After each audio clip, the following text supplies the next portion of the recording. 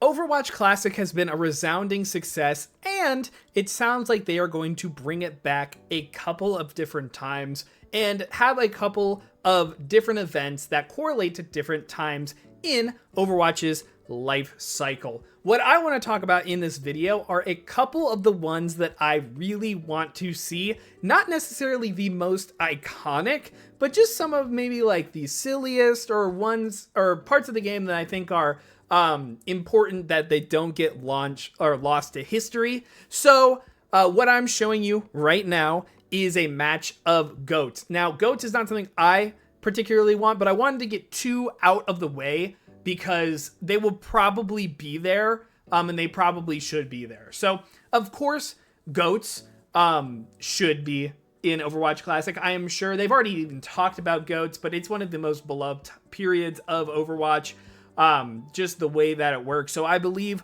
one of the balance patches is probably going to be GOATs. And I don't know, probably in its like most powerful state, I would guess, but maybe there's a chance that they do GOATs when, you know, quad DPS was like actually playable, right before roll lock happened. I'm not sure, but you know, GOATs definitely needs to be there. But also one of the other comps that definitely needs to be there, and I'm pretty sure they would do this anyways, is the final balance patch for Overwatch 1. Because I think a lot of people really enjoy the game state back then. And to be honest, I do too. I think the final patch of Overwatch 1 was really good because there was a lot of variety you could play.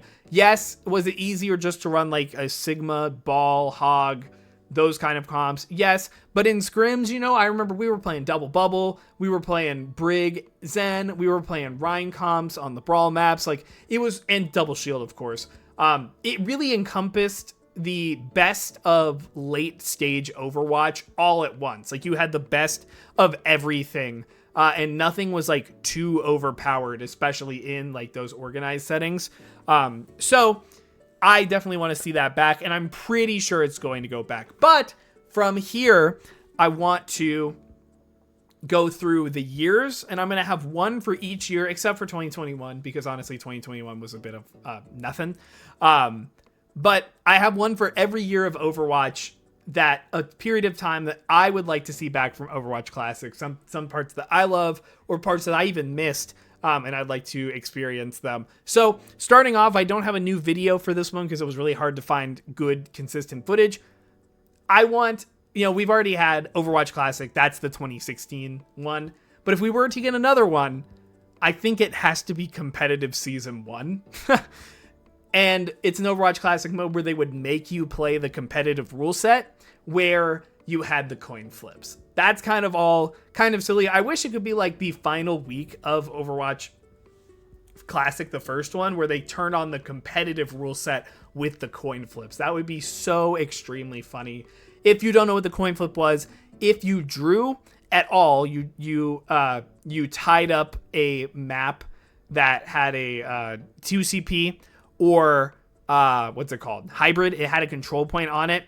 Instead of it having the time bank system, which wasn't introduced until season 2, literally all it did was flip a coin if you attacked or defended. And if you attacked, you basically it was luck of the draw, right? Whoever, either if the attackers took the point, then they won. If the defenders hold them off, then they won. There's no like rounds, there's no back and forth at that point. It is literally just random what side you get. That was really funny, and I wish the end of the first round of Overwatch Classic could end with that rule set, because it is kind of hysterical and funny. And you know, the reason being, like, it doesn't deserve its own thing because it's kind of the same balance patch, and to be honest, it doesn't really change that much. But if I were to give a 2016 Overwatch Classic I want to see that hasn't already happened, it would be that one. So that actually leads me to my next one, 2017. You're going to be watching IGN's first look footage of the Mercy rework, because I think in the same patch that Mercy was reworked, Diva was also fully reworked, where she got micro missiles.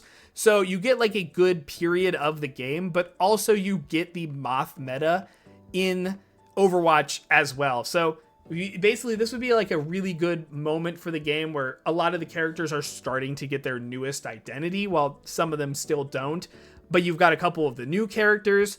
I don't quite think Doomfist was out yet, which kind of sucks because I think we need a version where Doomfist is playable, like actually good in his DPS state.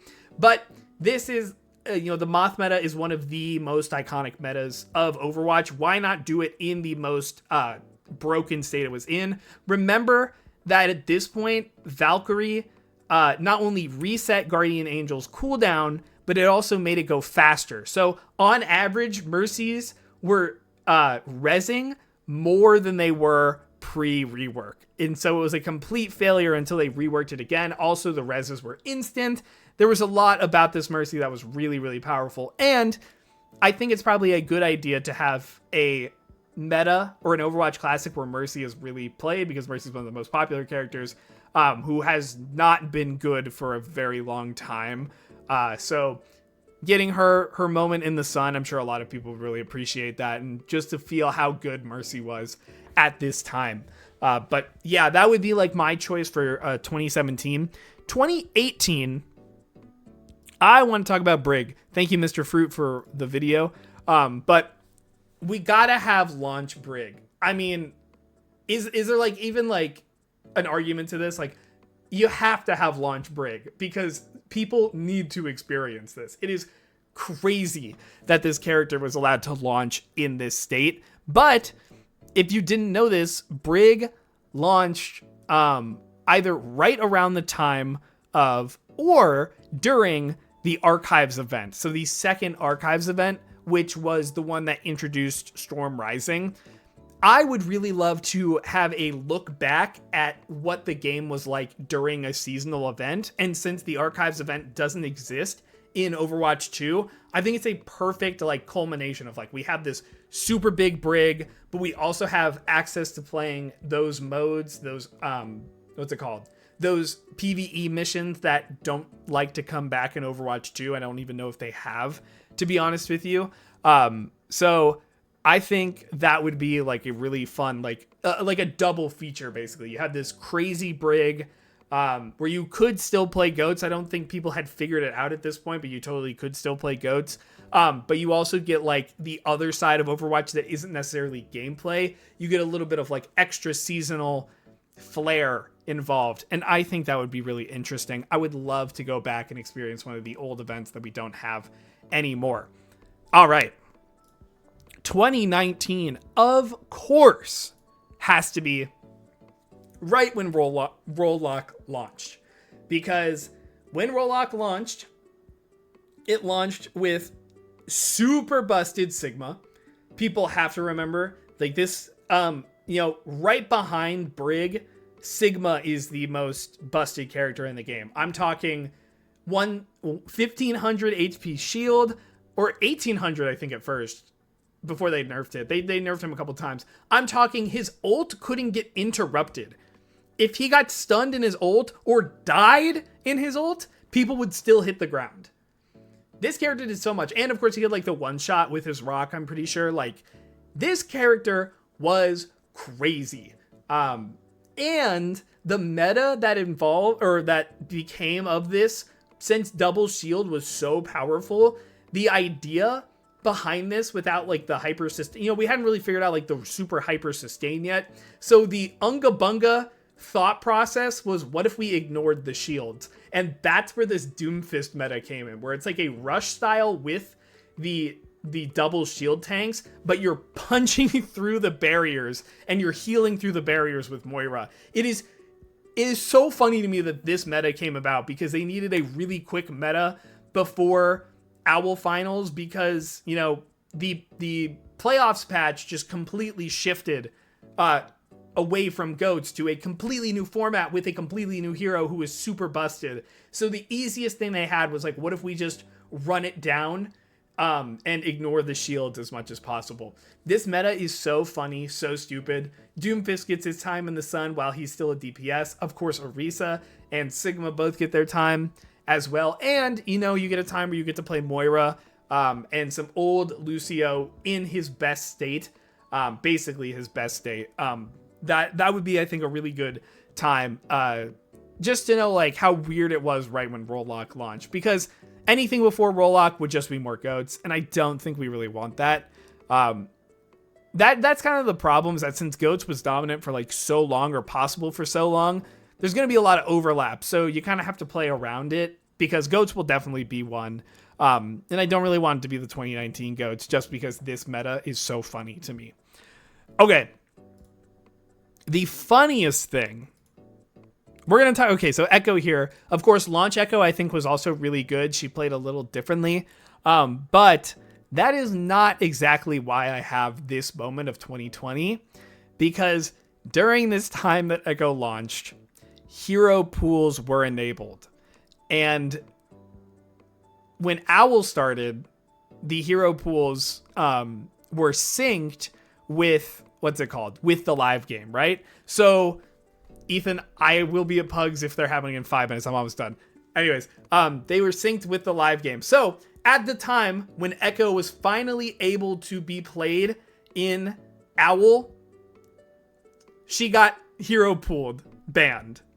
So, what I want from Overwatch Classic for 2020, if they were to do a 2020 patch, is launch Echo with hero bans, but Echo is also banned.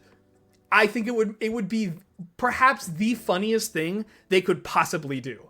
Unfortunately, the game wouldn't actually play very different from... Well, actually, no, because that whole comp from 2019 with the Doomfist Reaper would be gone. But I think that'd be hysterical.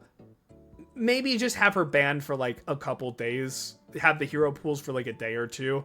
But I think that would be really funny. And this kind of shows like the cutoff point for where balance patches start to get less and less and less. Echo had a couple of really big things in this version. Of course, she got full health from tanks. You know, she got full... She never lost health after duplicate. She like got full health afterwards. She got the full value of tanks, which I think was an Overwatch 2 change, where she only gets up to 300. And the biggest thing is that her beam is much longer and I think does even more DPS. Very, very good character. I wouldn't say like launch Brig or Sigma good, but she was extremely relevant at the time. Oh, and her ult, in ult, she generated ult really, really quickly as well. So I think that's a good thing. And then afterwards, again, I talked about 2021, pretty boring. The final patch of Overwatch would cover kind of anything from 2021. So my pick for 2022, call me crazy, it's the beta, probably the first beta of Overwatch 2. Because the game definitely played way different back then. When they were still trying to fix everything. And this is when, you know, the reworks were completely fresh to us. We would get a different version of Sombra back. But the Overwatch 2 beta was, I think, a really fun time where people were trying to figure out like how to play the new game, who was particularly good. This was back when the DPS passive was different. One of like the 3 variations of the DPS passive. And the game would definitely play a lot different than it does now. So if you're just getting into Overwatch 2 and you didn't play Overwatch 1 or the beta, it's going to feel a lot like different from what it does now. There's going to be a bunch of changes that like haven't been implemented yet. And even in that first beta, like Junker Queen isn't even here, but you get to go back to Sojourn one-shotting people. And mind you, back then, Sojourn was kind of seen as like not that great in the beta. And a lot of teams didn't really play her until like beta 2. Some of them did play her in beta 1. I think they were starting to figure it out, but right away they didn't realize how strong Sojourn was going to be.